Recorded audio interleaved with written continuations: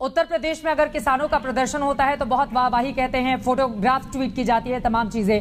लेकिन वहीं दूसरी तरफ अगर पंजाब की बात करें तो वहां पर मुख्यमंत्री की ओर से यह कहा जाता है कि यहां से जाइए, बहुत आर्थिक नुकसान हो रहा है, जाकर दिल्ली में या हरियाणा में आप प्रदर्शन कीजिए। तो कांग्रेस पार्टी का फिर दोहरा चरित्र निकलकर नहीं सामने आता है क्या किसानों के मुद्दे पर? और आज 1 साल भी हो चुके हैं, उस पर भी कुछ कहिए, लोकसभा से पास हुई। चित्रा जी, सबसे पहले तो प्रधानमंत्री जी के जन्मदिन पर उनको शुभकामनाएं और देश के सारे बेरोजगारों को राष्ट्रीय बेरोजगारी दिवस की सांत्वना। चित्रा जी, आपने वैक्सीनेशन का एक आंकड़ा दिखाया, मैं 20-25 मिनट से देख रहा हूं, अच्छा लगा, वो खुशी की बात है। एक और आंकड़ा आप साइड में चला देते कि अनएम्प्लॉयमेंट टुडे, आज बेरोजगारी कहाँ पे है, तो मैं निश्चित रूप से कह रहा हूं कि ये 2.5 करोड़ से बहुत ज्यादा, 5-7 गुना ज्यादा देश में बेरोजगार के नंबर आपके टीवी स्क्रीन पर आते हैं। अब आ जाते हैं कृषि के ऊपर। कृषि में आप ये बताइए चित्रा जी, 4 दिन पहले भारत सरकार की एक रिपोर्ट आती है जिसको कहते हैं सिचुएशन असेसमेंट सर्वे। वो रिपोर्ट क्या कहती है चित्रा जी, कि भारत के किसान को एक दिन प्रतिदिन खेती से 27 रुपए की आय होती है। ये भी 2018-19 का आंकड़ा है, 27 रुपये भारत सरकार का आंकड़ा है। वो रिपोर्ट क्या कहती है चित्रा जी, कि 2012-13 में एक किसान परिवार को खेती से 48% आय होती थी, जो घटकर 2018-19 में 38% रह जाती है। ये मेरा आंकड़ा नहीं चित्रा जी, भारत सरकार का आंकड़ा है। सुधांशु जी ने कहा कि हमने एमएसपी की डबल कर दिए। सुधांशु जी, गेहूं पर एमएसपी थी 1975 रुपए प्रति क्विंटल, जिसको बढ़ा के किया 2015 रुपये, अर्थात 40 रुपए प्रति क्विंटल आपने एमएसपी। इसको डबल करना कहते हैं क्या? मुझे नहीं लगता इसको डबल करना कहते हैं। पिछले 7 साल में कृषि की जो लागत है प्रति हेक्टेयर, और ये भी भारत सरकार का ही आंकड़ा है, प्रति हेक्टेयर 25,000 रुपए से बढ़ी चित्रा जी। और 1 हेक्टेयर में लगभग 3,500 किलो गेहूं होता है, तो लगभग प्रति किलो गेहूं की एमएसपी बढ़नी चाहिए थी। अगर हम सिर्फ लागत ही देते, उसमें मुनाफा नहीं, तो 7.5 रुपए क्या बढ़ाते हो आप? मैं जवाब ले लेती हूँ सुधांशु जी से। सुधांशु जी, उन्होंने एक एक करके पॉइंट टू पॉइंट उन्होंने सवाल पूछे है। और एक छोटा सा जवाब गौरव वल्लभ जी, वैक्सीनेशन के आंकड़े देखकर खुश नहीं हुए क्या आप? 2 करोड़ के आंकड़े को पार कर गया है।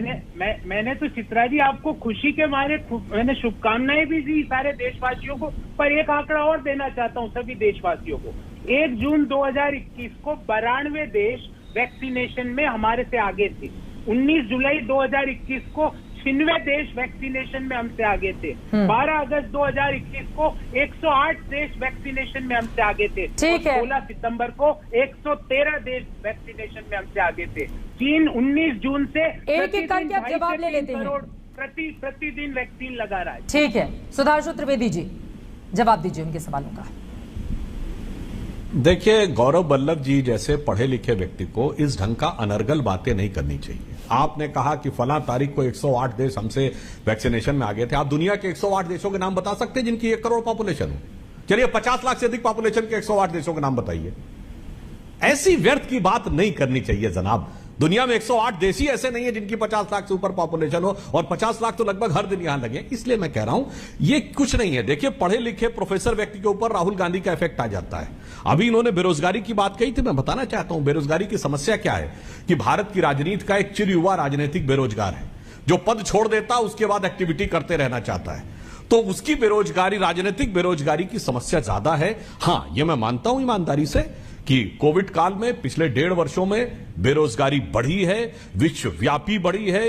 यह विश्व की, भारत की नहीं, भारत के साथ साथ पूरे विश्व की अर्थव्यवस्था का सबसे भीषण संकट है। और आज से ही नहीं, गौरव जी आप ऐतिहासिक, आप तो आर्थिक विषयों के जानकार हैं। जुलाई 2019 में, यानी कोविड आने से 8 महीने पहले, आईएमएफ की चीफ, उन्होंने बाकायदा जुलाई 2019 का आंकड़ा कोट करते हुए जब नया कार्यभार ग्रहण किया तो उन्होंने कहा कि world is in a systematic recession.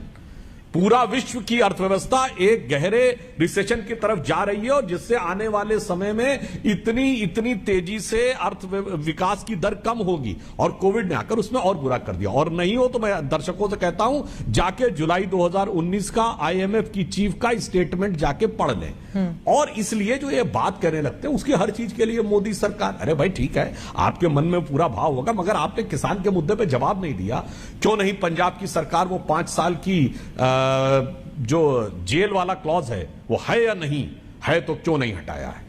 अगर एमएसपी की जरूरत है तो अब पंजाब में फल और सब्जी पे एमएसपी क्यों नहीं है? अगर है तो फिर केरल में जहां से राहुल गांधी सांसद हैं वहां यह तथाकथित काला कानून क्यों लागू है, जहां मंडी परिषद है? जहां आपकी महाराष्ट्र में सरकार है वहां कॉन्ट्रैक्ट फार्मिंग क्यों है और मंडी क्यों खत्म होनी चाहिए? शरद पवार जी ने कहा हुआ है, भाई अपनी किताब में लिखा है कि मुझे इस बात का बड़ा कष्ट होता है जब किसान को वहां तक आना पड़ता है और उसके बाद भी बिचौलियों के बीच में जाकर उसे इस प्रकार से जूझना पड़ता है।